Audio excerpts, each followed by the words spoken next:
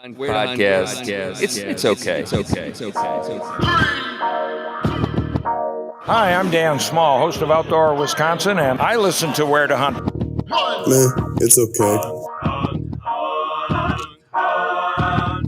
I'm Kurt Geyer with Working Class Bow Hunter. I listen to Where to Hunt podcast, and it's decent. It's all right. Hey, this is Bud Fisher with Catching Deers, and I think the Where to Hunt podcast is all right.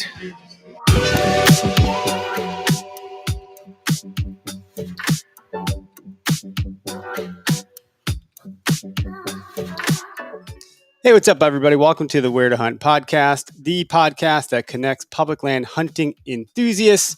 Today is Tuesday, June 1st. It feels like summer's here. I know it's not till like actually June 20th, but there's no more 30-degree days in the forecast, so that's pretty great. Cheers. Greg Tubbs is out fishing tonight, so he should be fishing. That's way more fun than this. I'm very jealous, actually, that son of a bitch. And when he listens to this, he'll know that I called him a son of a bitch, because he is. Anyway, hey, you're catching us from the Okayest Hunter podcast studio. Head on over to okayesthunter.com, and you can use code WTH podcast for 10% off. Shout out to Drop Time Spirits for keeping us from going dry in the studio here. Always thirsty on a Tuesday night for some scotch or bourbon, and their bourbon is great. The 12-Point Buck, I highly recommend it. It's strong and smooth. Also, head on over to backwoodsgrind.com. You can use code W2H podcast for 10% off. And last week, Greg gave me shit for drinking their Sunrise blend, but I thought it was pretty damn good. So I've been grinding that up fresh every morning, and I'm very pleased with it. Up until just now, I've been really only drinking their Camp House blend, which is also great, but the lighter roast is something that I actually like quite a bit. And then also, if you want to call in tonight, the lines are open, and we'll be taking live calls from any listeners that want to jump in. We're going to be talking saddle hunting, and all of that live call, live video stuff is brought to you by Spartan Forge. You can head on over to spartanforge.ai, and you can use code W2H for 20% off if you want to get better at knowing when deer are going to be moving, how they're going to be moving, and negotiating terrain. That's the app you're going to want to check out. There's a lot more features coming down the pike, and I've been saying that for a little bit, but that is a fact. So, just super smart people building a really great product, unique, one of a kind.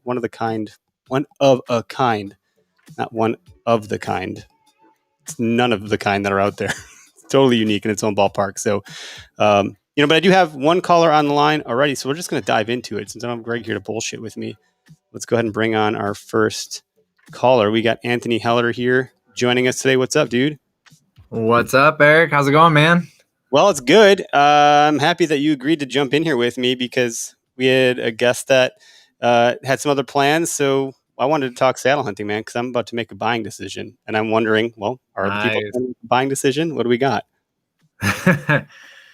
Hopefully that other person isn't fishing on you too, because that would just flat out suck if you're getting ditched for the fish, man. Oh no, they're not. It's not a podcaster, and they double booked, which I've done before. So I'm very empathetic towards that because I've done that like 3 or 4 times. I've pissed some people off doing that on accident, so inadvertently. But yeah, that's one of those things where you're like, man, does the squeaky wheel get the grease on this one, or do I just say whatever? It is what it is. I'm sorry. Yeah. He's like, Eric will understand. He's a podcaster, and he's damn right. I understand. It's all good. Nice. Well, yeah, I guess saddles. There's maybe 4 or 5 brands on the market. Like if you're really looking at getting a saddle, the first thing that I would personally look at, like a lot of people want to look at the price right away. Mm-hmm. And the other thing people always want to do is try them out. Like that's the other big thing is so as far as price goes, yeah, there's some in like that 150 to 160 range, and ultimately price is going to determine, your buying decision, but it's kind of like anything, generally the more you pay for something, the higher quality you're going to get.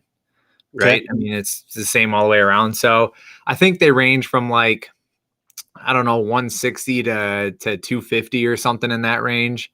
And that is just, the other thing is that's just for the saddle. So if you're going to buy ropes or any additions to it, some people buy like a back strap or a lineman's belt, and then also a tie-off belt. I forget what it's called right now. A tether. Here you go. Yeah, a tether. So that all costs extra. So I mean, the typical like from the typical purchase price runs in like in total from 250 to 350. So it's somewhere in that range. And at first it seems complicated in terms of like, wow, there's so many ropes to like attach. And is it the bridge? Is it the tether? Or is it the lineman's? Like those are your three. And really, so there's only three flat off. And the tether hooks you to the tree and holds you to the tree while you're hanging, while you're hunting. The lineman's is what you use to like move up and down the tree as you're climbing it, for safety if you want to wrap it around the other side, and then you just always kind of connect it to the tree. And the bridge is the rope that goes from your left hip to your right hip, and that's what you would connect your tether to. So those are like the three ropes. And I really only have, I have two. I run a tether and a lineman's. That's just what I do. I run a tether in the bridge. Bridge usually comes part of the saddle. But you imagine you buy like a kit or something, right? So I would want to buy like, give me all the stuff. I don't want to think too hard about this, and I'll modify from there once I get comfortable. Exactly. So that's like your $350, 250 to 350 range. Like just buy the kit and you're good. And I think Trophy Line and Tethered and Arrow Hunter, Latitude, I think all three of them supply a full kit, or all four of them. They all supply a full kit. So you can go to one stop shop and buy it all. After having a saddle for the last 4 or 5 years, the ropes are actually like a good Fleet Farm purchase, like way cheaper. And the other thing is a lot of the ropes come pretty thick. And if you want to like packability, that's one of the main reasons you buy a saddle. You can get a lot thinner ropes that are a lot more packable from Fleet Farm that hold, thousands of pounds anyway as well. So you should be fine running those too. But yeah, that's the price topic. And then the other thing is comfort and trying them on. My best piece of advice, honestly, is buy them all and put them on a credit card and buy them at the beginning of the month, and then try them all on, on a weekend, pick the one you like, and then throw the others back in the return label. Yeah, I imagine, are there some where like they'll send them to you and it's like you can return it up to a certain point or something? Can you like throw it in a tree and see what happens? Or yeah, I think they all have like at least a 7-day return policy, probably a 30-day. I don't think they want you hunting out of it, a lot. But if you're out in the backyard and you run it for, 15 minutes and you're like, God, this thing's giving me a wedgie, I'm out, then, I'm sure you can just say, hey, I tried it on, doesn't fit me well. Thanks. Bye. Yeah. So it's got a little bit. I think comfortability and safety are my two top priorities. Maybe in that order too, but probably not. I should probably really safety first. But as far as comfort goes, the thing you need to look for in a saddle would be customization. That'd be the number one thing. So like, most people have two or three different sizes of a saddle, right? Arrow Hunters, Merlin has 2 sizes. I think the Tethered Phantom has 2 sizes. It's just essentially a large and an XL, or a medium and an XL. And there are certainly far more body types than 2, right? Yeah, no doubt. Right? When I tried to, I felt like I wanted to keep, pulling my pants. That's how it kind of felt. Yeah. Get out of my jock area or whatever you want to call that. So, right. Yeah, exactly. So that was my big problem with the Mantis as well. The Tethered Mantis was that one. They improved a lot on it on the Tethered Phantom. But I'm still running the Arrow Hunter Merlin. That's a new one that they came out with last year. I have not tried the Trophy Line, and I have not tried the Latitude. So I don't know them. Oh, there's also the Cruiser. Cruiser's the other brand that a lot of people are trying out. So yeah, I can't speak on them, but my biggest thing would be like, check the customizations. And by that, it's like, can you adjust the length of your bridge, which is that rope that goes from your left hip to your right hip? Because if you think about it, that's what creates kind of a triangle. And then you hook into that, and that's what pulls you towards the tree. So if that was the problem that I had with the Mantis originally, was it wasn't adjustable. So I was getting a lot of hip pinch. Like those ropes are hooked onto your hips, and they're constantly pulling your hips forward and inward. So if you can't adjust that to fit like your hip width and how big your ass is and how big your thighs are, like it can create uncomfortable situations. So that would be the biggest one is the bridge adjustability is huge. And then obviously you adjust the tether, which any saddle can do, and then your leg straps, which also any saddle can do. The other big thing is the length of the saddle. So like how long it is from like when it like where it gets like your lower back, how far down does it go? Does it go just below your butt cheeks? Does it go halfway to your knees? Does it go all the way to your knees? You need it to cup your ass, right? Like that is literally what it's built for. Yeah.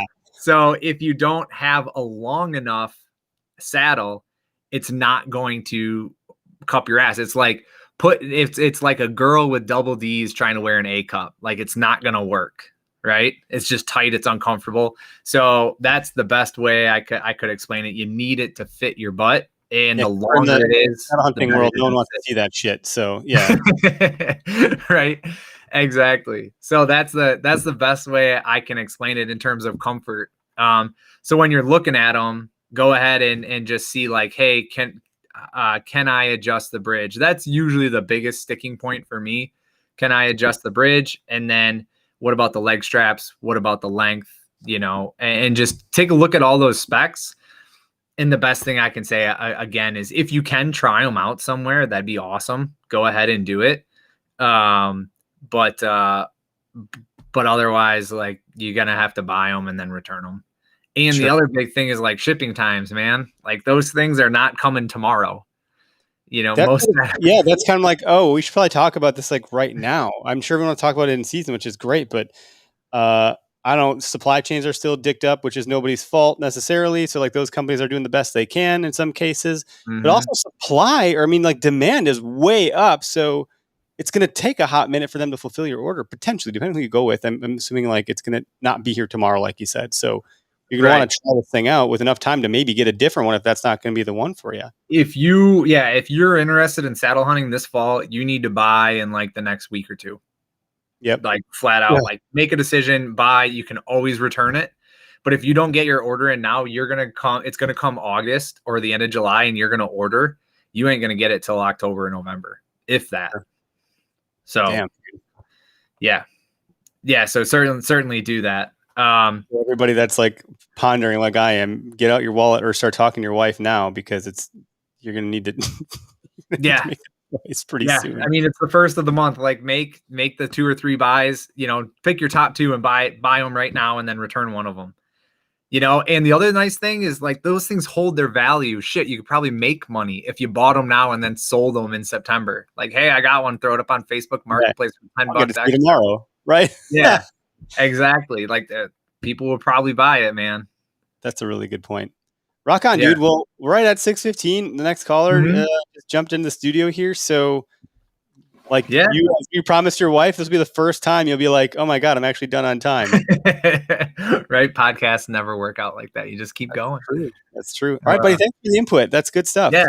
Yeah, you bet, Eric. Hey, have a great rest of the podcast. And let me know. Like hit me up if you're actually like really thinking about it. I'll bother you. Yeah.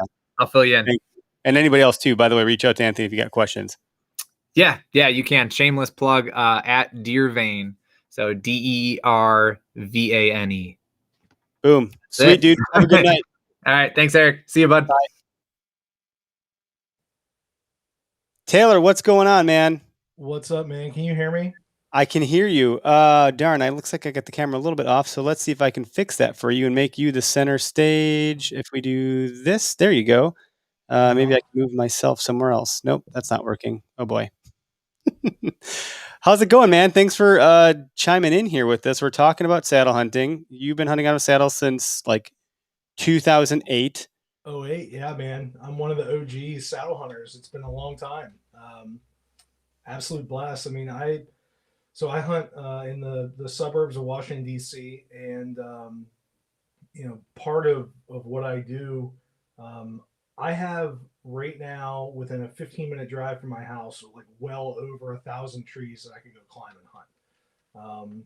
So I needed to figure out a way to climb a tree easier than just leaving a tree stand behind or bringing a climber in. A lot of the properties I'm hunting are like a quarter acre, half acre. They only have, maybe literally 2 trees that I can climb and hunt. So, the saddle was the perfect solution for me for that, for having trees that are prepped, but I don't have to leave, sticks out there or whatever.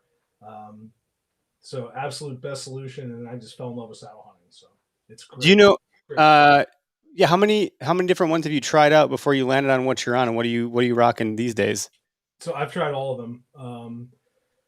I bought a trophy line, the original trophy line, back in like 2008 off eBay. I vividly remember only having like $200 in my checking account at the time, and the saddle was like $125. Buy it now. And I was like, all right, this is fine. I'm going to buy this, and I'm not going to go to the bar on Thursday, Friday, or Saturday night. And that will net out my 125 bucks. So that was my trade off for buying the saddle, and really didn't look back. So I ran that one forever. That was like the OG.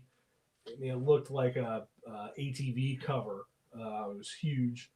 And then I had all the trophy line, or excuse me, the Arrow Hunter ones that came out. So the Evolution, and then hunted out of whatever one came after that, and then started messing with some prototypes for what later became Tethered. So Rock on. Yeah, we had a handful of iterations of the Mantis before the Mantis came out, and then obviously the Phantom prototypes, and the rest. So just hunting from a saddle compared to hunting from a tree stand is a huge evolution in what you're doing. So there's really no competition for that. You can get down into the weeds on saddle stuff, but really, just taking the plunge into saddle hunting is the way to go. What's your recommendation for anybody like myself who I've done it once? So who was just on with us with Anthony Heller with Deervein. He was using an Arrow saddle when he was hunting, and he lent me one of his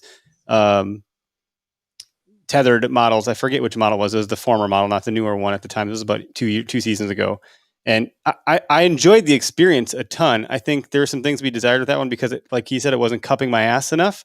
So I felt like I had to keep kind of like adjusting myself. But like nothing was actually adjusting. So like that was something that, was, like I said, left to be desired. But overall, the hiking into our spot, trekking out into the woods, I hate feeling like a turtle, with a shell on my back, and I hit every freaking branch, and I'm clanking around, and I just feel heavy. I think there's some stands that have hit the market since then that are like really great that will minimize that feeling. But a saddle, just throw in a bag, and I think there's a lot of upside, obviously. What types of things are you recommending? Like, should people get knee pads? What platform should you consider? Like, there's a lot of ways to customize this. What are the things that like you ought to be considering out of the gate as like a gotcha that you can maybe help people? So the beauty of saddle hunting is the fact that you can customize it exactly to how you want it to be, right? So you're able to put all the pieces of the puzzle together for exactly what you're trying to do. Whereas if you were hunting out of a lone wolf lock on and sticks, like that's your system, right? There's not a ton of tinkering or changing that you can make to that. So, my personal setup isn't going to be perfect for everybody out there. I like to run the tethered Phantom. The tethered Phantom has some design elements to it that really allow for much more comfort. We have what are called comfort channels on there, which allow you to kind of adjust where the actual bridge is sitting on the bridge loop. Also, by the way it's designed, it completely eliminates hip pinch. So, the Phantom to me is like the most amazing saddle. It's going to be impossible. I wouldn't say impossible, but it's very hard to top. But when it comes to like knee pads, platform, that all comes into like really user customizable options, right? So, Tethered has both the Predator and Predator XL platforms. I thought that there was no chance that we wouldn't need, or that we would need, the XL platform. And then when I stepped on a prototype, I was like, I am never hunting without this, right? So for Nice. me, that weight benefit, there was an extra. I think it's an extra pound over the original, but the surface size of that was just amazing. Now, also, I'm 6'3", I'm 245 pounds when it's not the holiday season. So like I have a size 12 and a half shoe. Like I'm a big dude. So, maybe there are people out there that care more about the weight, and it's not a value add for them to have an additional, a little bit of foot size on there. So it's really up to the end user how they want to dial it in. Knee pads are kind of the same way. I used to never wear knee pads. Well, I take that back. When I had the trophy line before platforms, I wore knee pads religiously because I didn't want to be fidgeting around in the tree, and I kept finding these pressure points in my feet from having that ring of steps on the tree. Now, John Eberhard tells me I'm crazy for hunting from a platform, right? But that's just a different school of thought, different user experience. But Well, so what does he do? Because I've talked to him before, and he's allegedly the godfather of saddle hunting. he Is is. he not using a platform? What is he doing? He uses a ring of steps. He loves a ring of steps. He hates the thought of standing off the tree a little bit. But for me personally, I like standing off the tree at a little bit of an angle, because what that does is, I feel like that's a very natural angle to have up in the air. It looks like just a branch hanging off there. Okay. So, it's really, again, to each their own. I'm very comfortable leaning back. I mean, I could get away with not having knee pads, but I choose to wear knee pads anyways now, because when I'm working around the tree to make a shot, or anytime that I see a deer, I like to just sit down and like put my knee in the tree, because I like to be really stable and get as close to that tree as possible. That makes a lot of sense. Yeah, when I hunted with Anthony, and by the way, one time, so like not expert status, like you've not been doing this since 2008. But I hunted off of he just had a climbing stick, double step. So that's what I had, and that's what I use. And it was comfortable enough for like 4 hours. We were good, and I was shifting weight a lot and things like that. And I was like, oh, I want to put my knees on the tree, but that's painful. That's why I asked about the knee pads, because after a while, that's what it felt to be the natural thing to do. So there were a couple questions that just popped up here. Abe Knuth was asking if you're going to be doing any teaching and training at Vortex in July. Yeah, so we have what we call the Teach and Train series. So that's where we travel around the country and just get together with a bunch of like-minded saddle hunting people, or people that are interested in saddle hunting, or just if people want to come out and get free food, you're welcome to come. But we call them the Teach and Train tour, and we are having an event at Vortex on the 24th. So yeah, and I'm going to be there. I'd love to meet you, Abe, and come on out and hang out. And I will tell you that I just saw the budget for giveaways at that event, and I'm pretty confident that everybody in attendance will be winning lots of expensive goodies from Vortex cool. and Tethered. So that's lots of good stuff cool. there. Yeah, Ben was asking if you ever hunt off of your sticks. So I have. I'm laughing because I'm like notoriously anal when it comes to my setup and how I have everything dialed in, with all my gear and everything. And so I was on a hunt last year with some guys from First Light and a good friend of mine, Taylor Coleman from Capture Creative. And somehow he ended up taking my platform at the end of the hunt, because we had like crap everywhere, right? And it completely broke my my normal routine protocol. And so the next morning we walk in the tree and he's like, "Hey, did you get my platform?" And I was like, "No." What? He's like, "Well, I have your platform." I'm like, "Yeah, well, I didn't bring yours. Like, I knew you had mine." And so he ended up hunting off of like 4 lone wolf sticks that we had extra that we put around the tree that morning. And hey, that never worked. to be the camera guy. So he had mine, but yeah. To answer your question, yeah, I have hunted from sticks. I'm not a huge fan of it, just because I like to have a lot of weight in my butt. I'd say that my weight distribution is like 80% in my butt, like I'm sitting down, and then 20% in my feet. and I'm a heavy dude. It just really starts to hurt my feet when you have that single pressure point on your foot, and then once you start getting a little uncomfortable, you're just going to fidget, and movement is the enemy. So It is, not, right? Like not that's a big fan yeah. of that. You want to be so I say comfortable, and people may assume like, oh, Eric, you're just fat and happy or whatever. Comfort's good. Like I actually do want to be comfortable, man. There's a reason I wear Crocs everywhere. I actually want to have some comfortability for sure, but I also want comfort because I don't want to be dicking around and moving around and shifting and doing stuff all the time. Because that's going to be the moment I'm like, oh, I just got to relieve this pressure on my left cheek. And then that's when, Mr. Big Buck's going to come by the first time in my entire life and I'm going to fuck it up. So, Yeah, um, yeah. I mean, I find the key to saddle hunting, and I think it's even more important than hunting from a stand, is like you got to keep your head on a swivel. Is what I call it. So like even when I'm playing on my phone or reading a book or doing whatever, I'll like kind of be doing that, but then I'll also pick my head up and scan around, and because you know the saddle is very versatile, but with that versatility allows that freedom of movement, and I find myself at least very easy to be sitting there kind of dangling around, just ADDing out, and next thing you know you got deer blowing and you're like, oh shit, like I just totally screwed up this hunt because I was playing on my phone because I'm so comfortable and safe in the tree. And sounds like we got to get you some OKS Hunter swag over there. yeah, either that or some Ritalin. Oh, that's good stuff. Well, I know. So it's 6:28, 7:30 ish your time. I think we had you for 15ish minutes. If you got any other words of wisdom you want to drop, I think from a timing perspective, I didn't want to take too much of your time if you had to get No, going I or really not. appreciate you having me on, and sorry I can't hang out and chat longer because looks like you're drinking some brown water there. That's the sound of my people.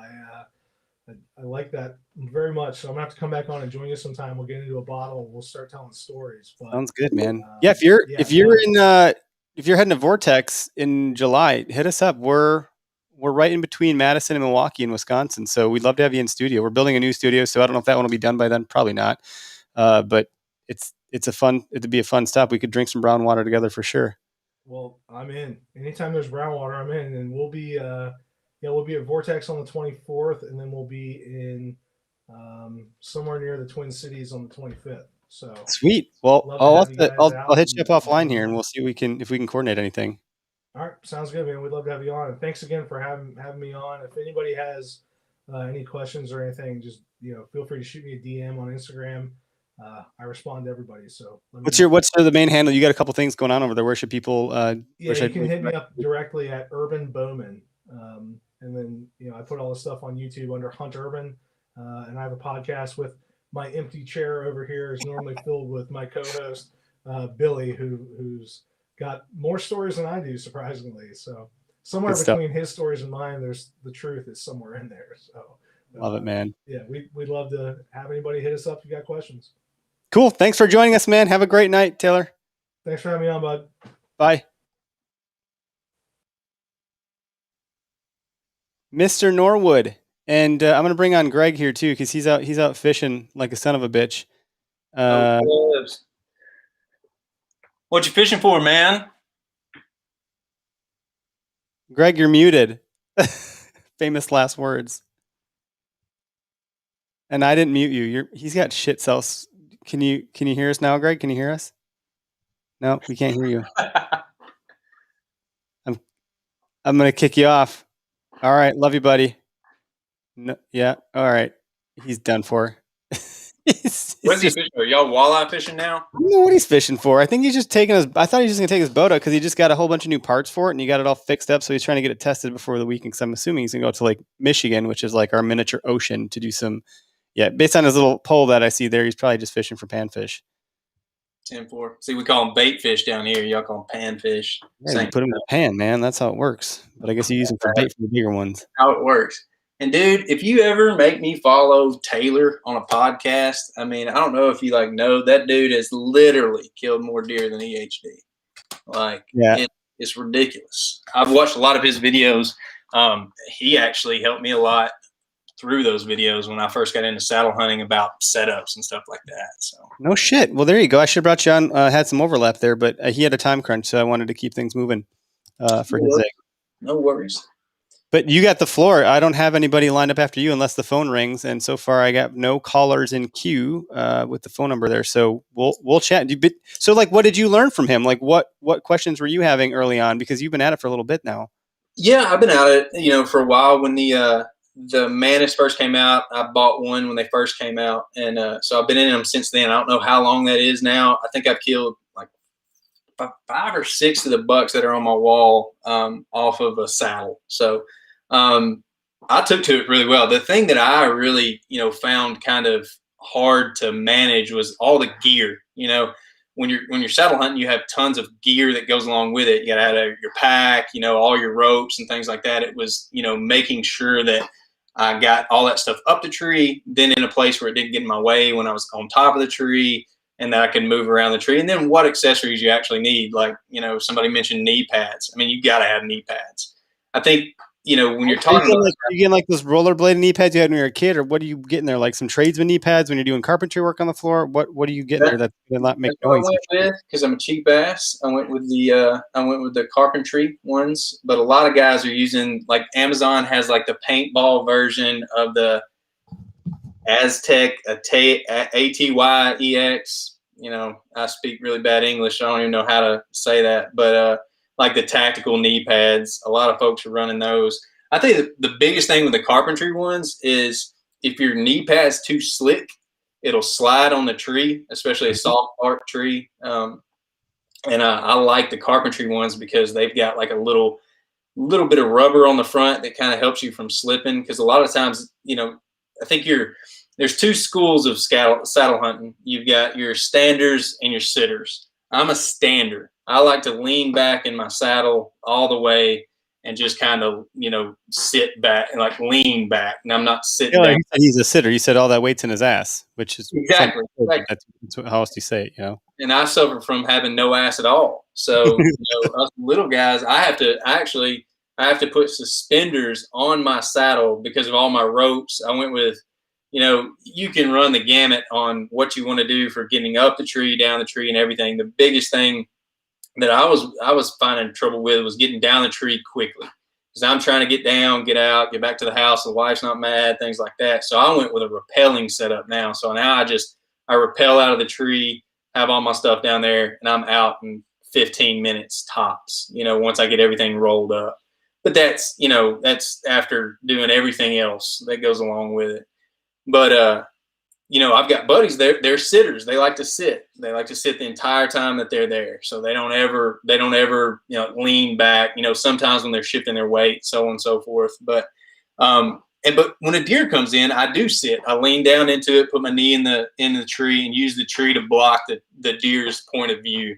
Because I want that deer to not, I think, when you go from, what's the difference between hunting a box stand? What's the difference between hunting on a lock-on? What's the difference between hunting a climber? With a lock-on and a climber, you're sticking out of that tree like a bear. I mean, you do not look like a limb.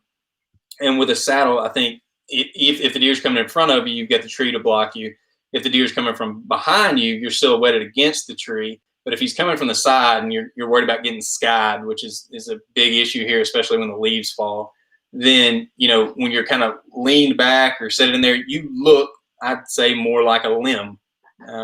Closest to, they may get a little antsy, but they're not going to just run off from you. So I like that aspect of saddle hunting. That's probably one of the biggest, drives for me to continue to do it, because I hunt, and me and you've talked about this, I hunt a lot of private land. So I've got access to it. I could set up 100 lock-ons and be happy with it.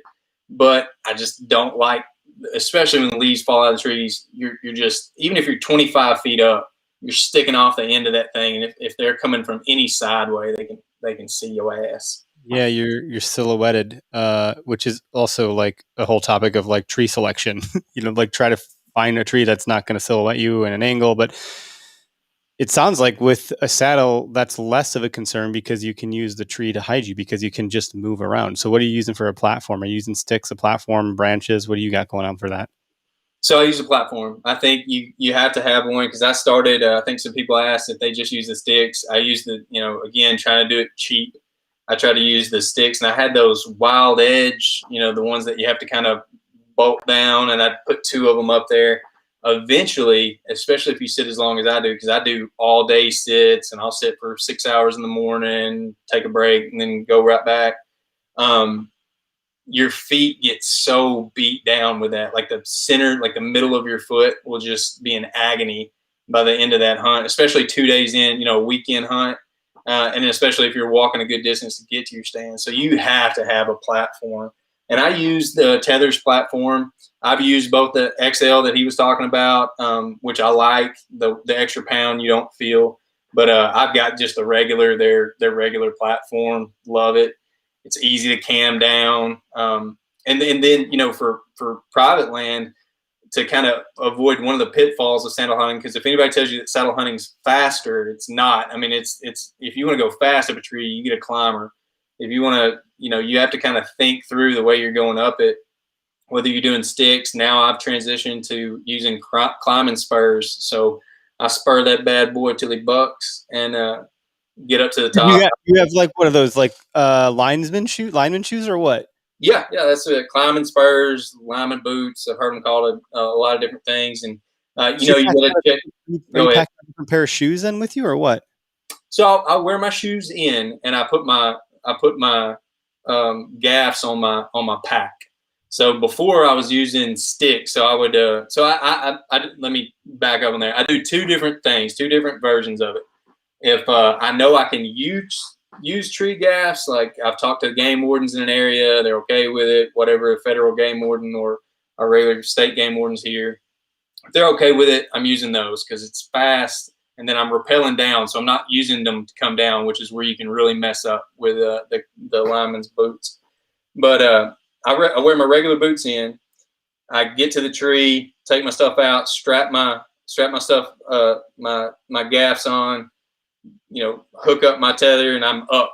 I start moving and shaking up the tree. I like that a lot too, because I can move around limbs. You can't cut limbs on public land here, so you have to kind of move around them. And I use 2 lineman's belts for that. So I'll throw 1 lineman's belt, around. Then I have an extra that I'll swing around the limb, and then I'm always attached to the tree when I'm going up. That's pretty smart. Did I wonder about that whole like you hit a limb, you get on hook, which is something I've done that I'm not comfortable with. So. No, you don't ever want to unhook, because that's another bad thing about the pole gaffs is when you're going up, they're prone to slip out, especially at 3 o'clock in the morning on a nice little icy day down here in South Arkansas. So I've hit my head on the tree quite a few times.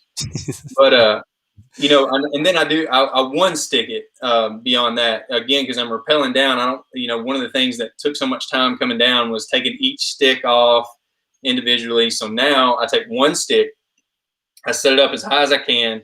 I've got an 8er. I stick my foot in there. I get up to the first stick. I hook up my tether, go up to the side of the tree.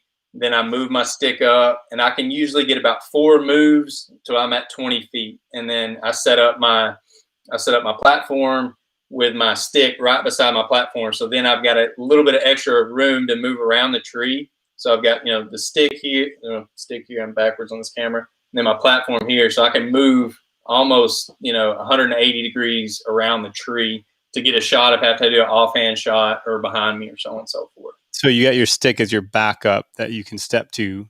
Absolutely. If you need to, but it's not your primary spot.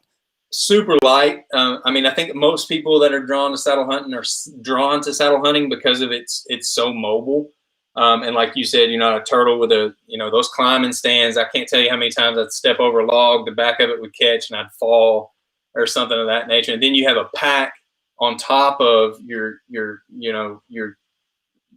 climber, and it's just this big weight on your back. And again, I'm 170 pounds soaking wet with all my clothes on. So, it gets rough, especially if you're hunting any mountains, because, Arkansas, I hunt mountains early season. I moved down south and into the river bottoms in late season. So, some of the big misconceptions is, like I said before, the time up the tree. So you got time to the tree. So saddle hunting is going to cut down your time to the tree.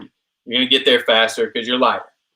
Up the tree, it's about the same amount of time. You can choose different trees. I think you can be a little bit more versatile.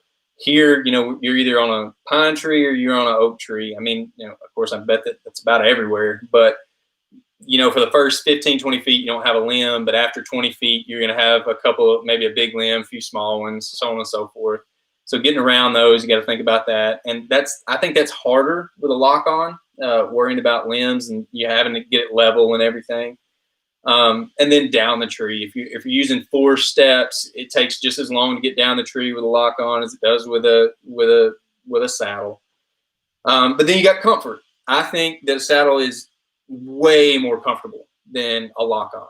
And I found myself you kind of just stand up and lean back, or you sit like with a stand. You can stand or sit, but that sitting position is, you're not like chilling. Which way? Like on the lock on, you're not chilling, or on the so I think you call lock on so I call them a hang on, you call it a lock on. I think we're talking about the same thing, but you're pretty like 90 against the back of the tree, and you can maybe adjust a little bit. So if the tree's got some lean one or the other, a lot of these newer stands are adjustable that way, so you can get a better angle there. But it's sitting and standing on those. You kind of put your back up against the tree and hang out there. But with the tether, you're leaning more. Well, exactly, and you can sit. I mean, if you get tired, you can sit a little bit. You can stand up on your platform, stand straight up vertical, and take all the weight off your hips, put it all on your feet, and stand that way. And it's less movement. So you're thinking about going from like this, where you're leaned back, to standing straight up like this. So that's just that much movement. And then sitting, you're just doing this right here, and then you got the tree in front of you. So movement's the big deal that we're trying to avoid here. Because a good deer will pick you out with that little movement. They always come in when you're moving. But when I'm in a lock on, you're pressing down, standing all the way up, coming back down. It just, to me, it's a little bit movement. I hadn't done the math to say which one's more or less, but I feel more comfortable in a lock on. I mean, in a saddle. I can sit up and adjustability, like the other 2 guys had said, that's a big deal. I went from the Manus to the Phantom because of that, because I can adjust my bridge. I can, it's got a few more creature comforts on it. That's what I like. And you can kind of get it to where it's just like you're floating. You're in a swing back in recess in grade school. You're just there. And I kind of rock back and forth sometimes. If the wind's blowing, I'll just kind of lull myself around there, especially if the deer aren't moving. But I like that. I like the range of motion you can get out of a saddle versus a lock on. And then go ahead. No, I was just gonna say, like, the biggest thing.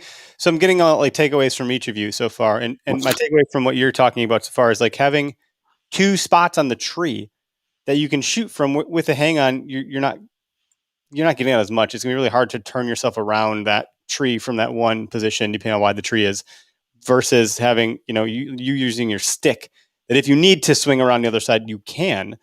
That's literally something you cannot really do with a hang on unless you bring an additional hang on. And I'm a hardcore bow hunter. I rarely pick up the rifle, so that was another big thing for me, is I had to be able to shoot 360. I can't tell you how many times I had to take that weird offhand shot where you're shooting. I'm right-handed, so I'm shooting to my right on a climber, and I have to literally get up, turn around the tree, get it over the stand, pull back. Whereas now I can literally just put my knee in the tree, lean back, let her fly. And that's a big deal for me. And it takes some practice. You got to think about how long the length is from your bridge to your tether. You got to think about all the little details to it, but you'll get that as you play with it long enough. Like I think somebody said, you'll never learn just sitting in an hour in your backyard, and you won't. You got to shoot from it. You got to kill deer from it. I mean, that was the biggest thing for me. It was just being able to get on deer while I was in the saddle and learn how to and I drew back that first year. I drew back on every raccoon, everything that came through, just to practice, practice different shot selections and whether I could do it or not. I have messed up. If and this is my biggest advice on it. If you think your platform is unlevel, adjust it. Just climb down, adjust it. Because this year I let a pretty decent little city deer walk. I didn't let him walk. I certainly would have shot him. But I was set up on the side of a hill, and I would call it a mountain, but most people that mountain hunt would call it a hill. But the way that I was sitting, my platform was just cantered just enough that when I tried to draw my bow the other way, I fell forward. I couldn't lean back enough on my tether, and that deer ended up getting away from me because of that. So, that all those little things matter when you're saddle hunting. You got to make sure that, when you get up there, pull your bow back from all different angles and then say, okay, I'm good to go. And I get to the stand, I get to the tree an hour before daylight. And if I get there in the afternoon, I get there super early. That way I can do all this crap, piddle around with it a little bit, make sure that I'm set up for success. Because the worst thing is having the deer that you want to kill come in, and then something that you could have done in your setup cost you that, because then you're just going to nitpick yourself for the rest of the year. What about so that's a good point, because I think that sounds like I missed a deer last year, and everyone knows about it that's listening to the show because I don't shut up about it, but I still don't actually know what the hell I did wrong. I've been analyzing it long enough, and I really don't know what the problem was. But one might think it was I didn't adjust at the hip. I just kind of adjusted maybe my anchor point. So then, hard for me to know exactly what went wrong as far as how that goes. But then I was like, okay, well, I'm climbing up my freaking trees in the backyard for a couple of days, and I'm slinging arrows to figure out what the hell I did wrong, and then to get it ironed out. With a saddle, because you're kind of standing up straight, is that as much of a factor then?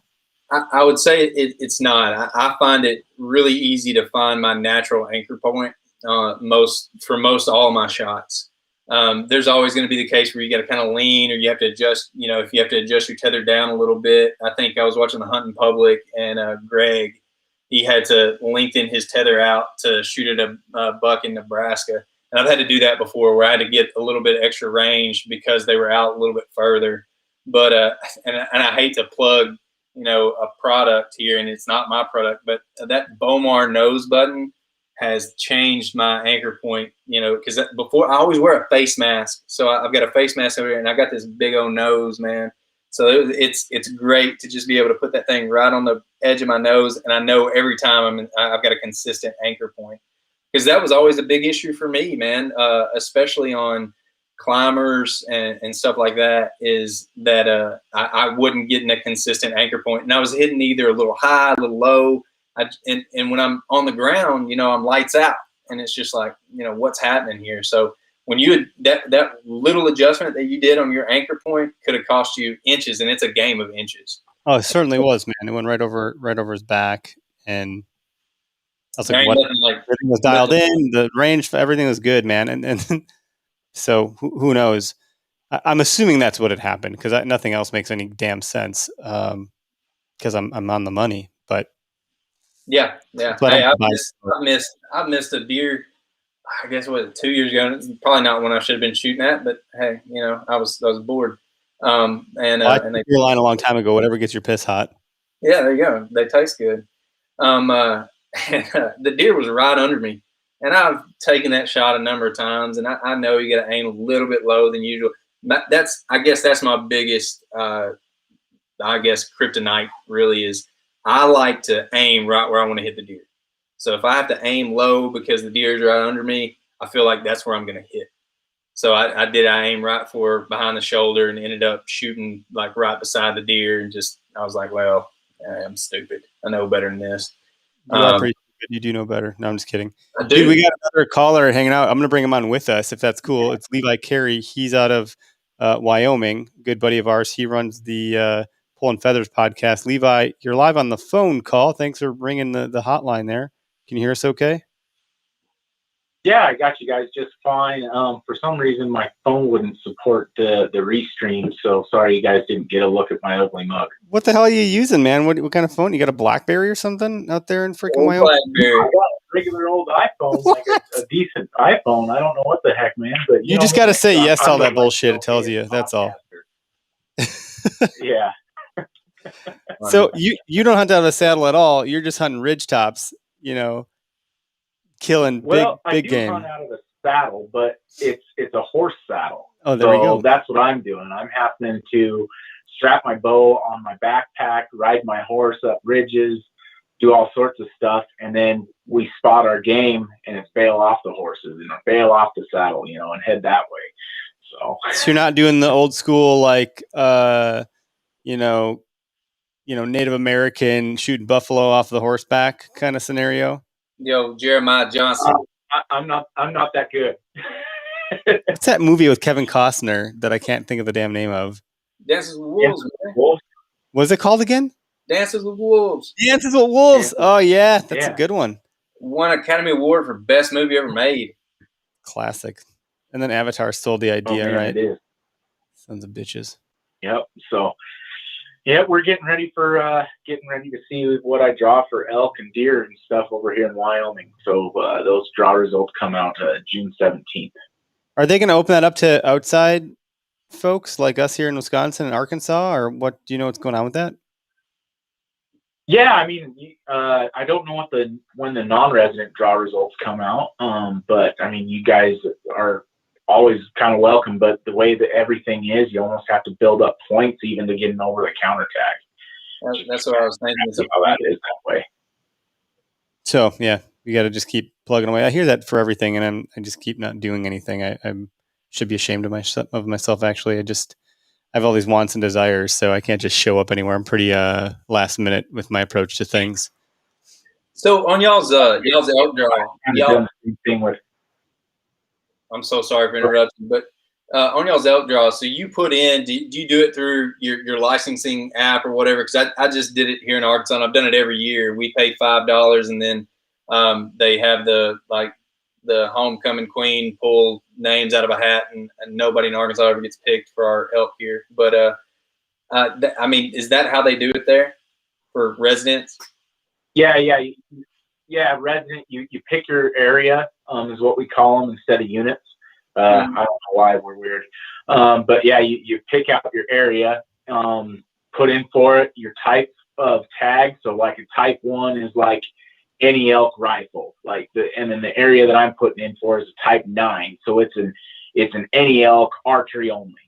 And so with that coming out, you sit and wait after it being on the Game and Fish's website for 17 days or whatever. Today's the actual cutoff day to be putting in, and then you just wait for them to magically say yes or magically say no, and that's all you're sitting there doing. But we do have over the counter areas that we're allowed to go and buy our elk tags at and stuff like that. Just your quality of animal isn't there, and my little honey hole, it's not a general or over the counter area either. So that's why I'm putting in. That's neat. Just don't take any more horses off the side of the mountain. Yeah, that's a deal. See, that little spot is actually an over the counter area that Kyle's hunting and JD's hunting and stuff. I might help them out a little bit if I get my elk and I get my wolf. Then I'll go out and help those guys get their elk. That sounds like fun, man. You live a different life over there. I just, I got to meet all you fuckers. I don't know what we're all going to do to centralize all of us under one event, but I feel like there needs to be something. I just got to get together with all you guys. And as Taylor said, drink some brown water. I think that's a good idea. We should just call it the brown water event. We don't got to bring bows. Just fucking drink and have fun. Oh, yeah. I'm down. I don't know if you saw my shotgun, too, but I might have to bring that down for everybody to look at. I did see that. Crazy and wild. That was impressive. Yeah. I think I would like one if it was High Life or Bush Light better than Coors, but I don't mind it. I think it was pretty cool. Oh, Coors is the way to go. Yeah. That's what I'm drinking right now. Is some Coors Yellow Bellies, man. That's what I had my entire shotgun Cerakoted like a Coors Yellow Belly can. So the banquet beer.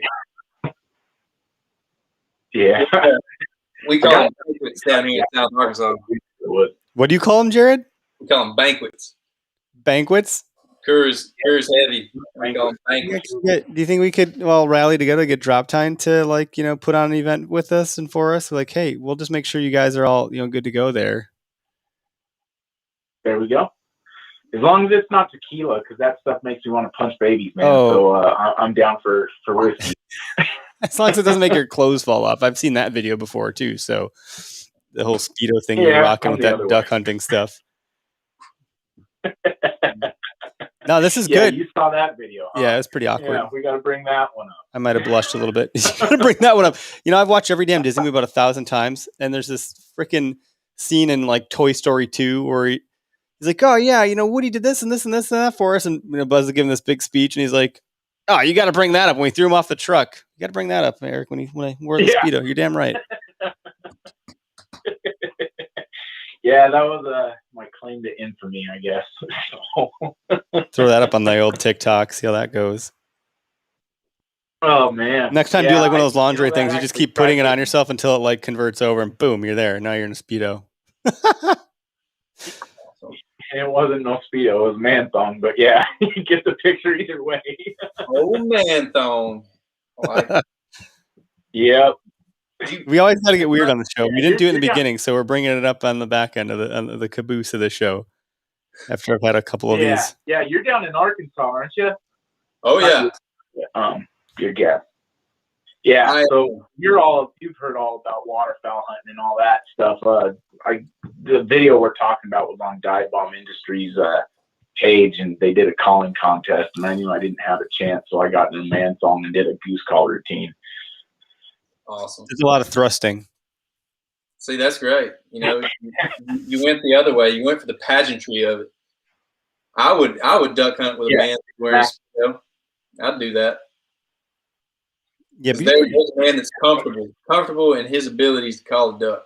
No offense, Leva, but it looks like he drinks Coors. It looks like you drink Michelob Ultra, whatever the hell that shit is, Jared. You're pretty chiseled on there. Man, I do the Coors Light, but I'm a Wild Turkey 101 guy. I drink it on my birthday, Jesus' birthday, America's birthday. So yeah, I'm big whiskey girl. I like it. That's what you got to drink after you kill a turkey too. That's what I always try and have in a flask and stuff. Some wild turkey for when I kill my turkey. So you can't paint a turkey in the state of Arkansas hardly anymore. We've lost about 3/4 of our population over the last 10 years. It's the whole of the state's pretty much a briar thicket. We lost a lot of habitat, and there's a lot of schools of thought on why our turkey population is doing what it's doing. But it's hard hunting down here. I chased them around all season. Didn't get a shot off on one. I called one in for somebody, but I booked my first Nebraska trip to hunt what my buddy calls the dumbest turkeys he's ever seen. So, hey, that's the kind I had to start with. I got to really build that confidence out of the gate. That's exactly. I'm like, I'll hunt a dumb turkey all day. Mm-hmm. There you go. They can be, those Merriams can be really stupid, but they can be really smart at the same time. I will say that. I haven't ever chased an Eastern, but they sure had me fooled this year, man. I had a buddy that came down from South Carolina that he's a turkey connoisseur, man. He knows what he's doing. They fooled us both. It wasn't just me. So I don't know what the deal is. Man, it's just like an old mature buck. I've hunted tons of 5, 6.5-year-old deer that I never saw, and some Jack O'Houlihan shot him with a 12 gauge in a ground blind in the middle of a field, that he just put up smoking a cigarette, because he was chasing a doe. It's all about timing, really. I'd rather be lucky than good any day. But Eastern's a whole different breed, man. They don't like too much calling. They want you just calling enough. You can't be too formal with them. You can't be like a hoe turkey. You got to be just like a nice up and coming hen. I don't know. They're hard to woo into a shotgun. Dude, we had someone on we found him on TikTok, and his name, I'm just drawing a blank right now because it's just been a hot minute. I'm looking back at my TikTok turkey hunter. It's awesome. Yeah, Whitley's Whitetails. So it was Chris Whitley, and he's on TikTok. Dude, he puts out so much like quick hit tutorial type content. I mean, the guy is just a practical content producing machine. I mean, I put out content, but my shit's not practical. It's like philosophy. Can't talk. Philosophic. Falafel. But yeah, check out Chris Whitley, dude. He did some turkey calling on that episode with us, and it was like, holy shit. So he's a competitive caller, which I didn't even know was like a thing. Oh yeah. And dude, he created an audible scene for us by doing some turkey calls. He even brought like a wing and like flapped it down. I was like, what? It was pretty cool, man, honestly. So I'm like, yeah, if I'm going to turkey call, I'm going to have to like put one of those calls in my mouth at one of these points in life and try to figure out how that all works. Yeah, the guy I'm going with in Nebraska can literally just talk turkey. I mean, the guy he's forgotten more than I could ever know about calling turkeys. And I mean, it's just he knows situational awareness. I think is a big deal. I want to hear a turkey gobble, but he doesn't want to hear a turkey gobble. He wants it to gobble one time, and then he sets up on it, and then he calls very little, and he'll kill him 9 times out of 10. Me, I'm just like, how many times can I get that bird to gobble? Because I'm excited every time it gobbles. Yeah, he talked about that, dude. You should actually go back and listen to that episode. It was pretty dope. He talked about that whole exact scenario. He's like, that is a bad thing. You don't want that to happen because then you get in a conversation with them, but then they're not going to come. And you got to play hard to get. So yeah. See, I'm not a hard to get kind of guy. I'm more of a, guy at 2 a.m. drunk at a bar kind of guy, like, hey, I'm coming. Yeah, it didn't take long for you. Oh, I bought you a drink? Or here we go. This is it. All right, so let's get married. I was always the guy that if it was that easy, I was like, something's wrong with it. If it's that easy, I'm going to move on. I need more of a challenge just for the sake of the fact that I think if you're that easy for everybody else, it's a problem. You got some issues down there. I'm not going to touch that shit. No. See, I was completely different school of thought. I thought I was so special that she broke her standards for me. So same scenario, different outcome. We would have fun turkey hunting. Yep. Oh, that's funny, man. Oh man, good shit. But I do want to keep more animals out of a saddle. I grew up on a horse farm, and I've shot at deer off of a horse. But like my dad said, every time somebody come to buy a horse, you can shoot off any horse on our place as long as you're off that horse. You can shoot all you want. But horse, I like that. Yeah. And it's funny. I watched Jeremiah Johnson the other day, and I hadn't watched it forever. My wife's out of town. I was like, I need one. Classic movie. But the funniest line, the whole thing was like, "You think this elk's gonna see us?" He's like, "Elk don't know how many legs a horse has. Know how many feet a horse has." Oh, Get him, Pilgrim. Yeah, best movie ever. I love that movie, man. Are elk scared of horse? Do they know that it means human? Deer aren't as scared of them. I'm sure. No, they're not. At least any horseback riding trail ever done, for like leisure stuff, we've freaking trotted up on deer and they don't give a shit. We've got that cat in Arkansas. I mean, as long as you're not up on top of the horse, most of the time you can get pretty close. Like, yeah, it's like Jeremiah Johnson. I've done that. My first elk, that's how I killed her. We did the whole elk don't know how many feet a horse has, kind of thing, and walked pretty close to where we could, and they're starting to get antsy, and then that's where all hell broke loose, and I shot a whole box of shells at a stinking cow, but I ended up hitting her. But couldn't eat them either. Yeah, too much lead in it. Yeah. Have y'all seen that guy in Arkansas? First, like on him, Newcomb, I think's his name, but he hunts deer off of a mule, and then he does mule hunts for bear. Like he mules up the mountain, does that whole thing. I was watching some of his stuff the other day. And I was like, that's what I got to do. I got to get me a mule, start going up the mountain. Might as well hire a Sherpa while you're at it too. Well, my door's always open. I don't have mules. I got horses, so you'll have a little bit better time getting along with them. They're just not as sure-footed. So come on up, man. We run fox trotters is what we run. Oh, what is that? What's a fox trotter? It's a type of horse. It's a gated horse. We run Tennessee walkers and fox trotters. So when they walk, they're a little bit smoother to ride. Well, kind of like this. Non-gated horses. Yeah, they don't. They're a little smoother traveling. Really? Yeah, a quarter horse will beat you to death, but they're fast. Tennessee Walker, your Missouri Foxtrotters, stuff like that. You can like trail riders and stuff like that. What we used to do, my horse was a Missouri Foxtrotter, and he was very smooth gait. You could ride him for days. But I had a thoroughbred for a little while that we repossessed from Oakland. Some guy owed my dad money. That's a whole another funny story if you've ever been chased by a bunch of jockeys at Oakland. But it was the worst horse I've ever for that. Now he could run like a scalded ape, but he wasn't much to ride on a long trail. Dude, I never like the shit you can learn in a day from doing this kind of stuff. Just had no Oh yeah. Now you can start breeding horses now, man. Oh, there we have it. Yeah, that'll be my new calling. Don't give me any fucking ideas, man. Exactly. You have a whole business around where to horse. Nope. Well, my wife might actually like that idea, so maybe we should keep this one under wraps. So fucking big. I don't like those ideas. I've always said those horse gals, they're always another caliber. We'll keep it that way. I'll keep it a little bit more PG. You know, when I was running around college, I always liked creeping around the rodeo girls and stuff, but they weren't the wife material that I was looking for. We'll say that. So I wonder if they have anything in common with women Marines. I heard some things about them too. So see, I'll second that. They come with a warning sign. You just got to watch out. That's with anything. I played college football, but I didn't hang out with any of the football players. I hung out with the rodeo team because they threw better parties and drank more. But yeah, it was a different class of lady.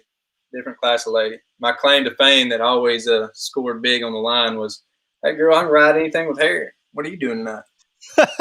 Shut the hell up. She's like, "You want to come see my horse?" You're like, "Ah, fuck, all right." Yeah, dude. What are your horses' names, by the way? Because the horses have got some of the weirdest fucking names I've ever heard.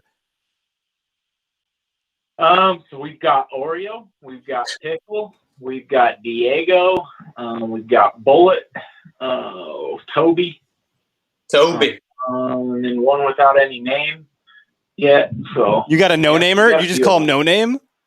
Call him Horse. It's my uncle's horse, so he's got him named, but I just haven't heard it yet, and we've had him for about a year. You haven't heard it, and you've had it for a year, dude. Seriously, like horses, their names match their personalities so damn well. So for my anniversary last year, we went horseback riding in like Kettle Moraine trails here in Wisconsin. Really pretty, blah, blah, blah. And, you know, this woman, we get there and she's like, "Oh, hell, you know, so-and-so got out again. And then she bit one of the other horses, that crazy ass bitch horse." I was like, holy shit, what's going on right now? A lot of drama in the stables right before we even get there. Sure as shit, that bitch horse, the name she had said, that's the horse my wife got. "Oh, you're going to ride so-and-so." My wife's like, "What? What's happening?" That's the one that you were just talking shit about. The crazy one. Holy hell. Well, it's like Karen. Karen fell off the mountain. You know, she was crazy. Holy crap! No doubt. Story. I mean, I thought we were joking earlier. You truly. Oh, dude, we got a memorable hunt on that story. You gotta go back in the archive. Pick that one up. It's pretty good. My horse's name was Trash. Yeah. Trash. Yep. He hated trash, like trash on the side of the road, trash, any kind of litter. He would. Yep. I mean, every time I'll never forget. We were at the chuck wagon race. National chuck wagon races are here in Arkansas, and at the Ranch, and we were up there, and I was about 3 sheets to the wind, 3 shits. Anyway, I'm riding up this mountain on my horse, and this bag's like floating down, you know, the mountain, and I'm like, oh shit, you know. So I'm straightening up, you know, get my feet in the stirrups real good, hold on to my beer. You know, I'm sitting there, and I mean, that bag hit him, and it was a rodeo all the way up that mountain. He bucked me off at the top. I rolled all the way down to the bottom, and he walked down there and just kind of like nudged me a little bit, like, "Hey, man, I'm sorry." So we called him Trash ever since then. Oh, my gosh. I think his name was Socks or something. You know, hey, his name was Trash. Another Toy Story reference. Pickle, he's real spooky like that, Pickle is. And you'll start seeing him, you know, put his head down at something, snorting, and his ears are pinned forward. We always call him Boogeyman or Saber-Tooth Tigers. You know, some stump looks funny to him, and he'll just start doing that. We're like, "Don't worry, it's not a Boogeyman. It's not a Saber-Tooth Tiger. It's not going to get you." But, you know, you can feel him getting ready to do that. So, you know, you get just your toes in the stirrups, and you get ready for that blow up. But, you know, other than that, Pickle's bulletproof, but he's a good horse. Now, do you have any horses that chase animals? Like, my thoroughbred hated deer. Like, he hated them with a passion. So, like, if I crested into a field and there's a field full of deer, I can't tell you how many times I chased does around a field on that horse. And I mean, I just give him his head, and that's all he wanted to do was just chase does around pastures. I've chased quite a few grizzly bears on Oreo, on our horse Oreo. I ran down a bunch of grizzly bears doing that. Not exactly always the smartest thing, but as long as you get a good long run at them before you get to them, they usually get a little freaked out. I've only had one spin around on me, and that got real hairy real quick. Nothing bad came out of it. I held on, but Jesus. what's that? Dude, Levi, you stop telling these stories on the podcast. My wife's never gonna let me come out to Wyoming. Quit talking about fucking bears and horse falling off mountains. Me. You just say you're going with somebody else. Yeah, you're the only guy I know in that entire state. I know one other person out there, Dustin. Dustin, he was on the show a while back. Dustin Rifkin, who also had some crazy ass stories. I'm like, this isn't going to go well for me out there. Like, there's going to be some shit that goes on down there. Well, Wyoming's probably a lot like Arkansas. You got to do some crazy ass shit just to have fun. I mean, like, there's not a lot of. Oh yeah. A lot of open country and a lot of room to mess up. We got cows and corn here and beer, and like we just drink more than basically everybody because there's nothing to do even on the crazy spectrum. So you gotta get real drunk for a good time here. A good friend of mine moved here from California, and he was always making posts about saying how I'm really sure that everybody in this state is just a functioning alcoholic. and there's a lot of truth to that a lot of times. Oh, that's good stuff. Guys, I think we've exhausted the saddle hunting topic. I'm happy to shoot the shit with you guys. I'm going to end the live broadcast and the recording, and we'll call it a wrap on the podcast. But, for those that don't know, Levi's got a podcast, Pulling Feathers. Go check it out. Jared, I don't know what the hell you're up to these days, but you got Native South Instagram page. You're always doing crazy shit. I'm just selling money, man. I camouflage my professional hunting career as a banker, but yeah, man, I just like to get on here and talk about hunting. More people we can get into hunting. With the numbers going down, we're kind of like the turkey population here. We got to get safety in numbers there. So love talking about it, getting more people involved in it. And Eric, you got to get a saddle, man. I mean, if nothing else, it's another tool in your tool belt, man. Be like Batman. So. I think I just got to figure out exactly which one to get. I'm looking at two, so maybe I'll get both. I don't know. We'll see what happens. But yeah, I'm going to end the live broadcast. So for those that tuned in and are watching on Instagram and Facebook and YouTube and Twitter or wherever the heck you are, thanks for jumping in with us. We're going to end this, and we produce the same night we record. And we just switched to a new platform. So we're not on Anchor anymore. We're on Megaphone, but it's also owned by Spotify. So it's basically the same thing. It's just more commercial grade platform. And we're hanging out with the boys and fellas and gals and folks at Waypoint. We're now associated with those folks, Waypoint TV. So you're going to hear some more ads coming from the show through that whole platform. And we're just going to continue to evolve. So we appreciate everyone's support. Thanks for the reviews that came through, by the way, too. That was a good shit. So have a good night.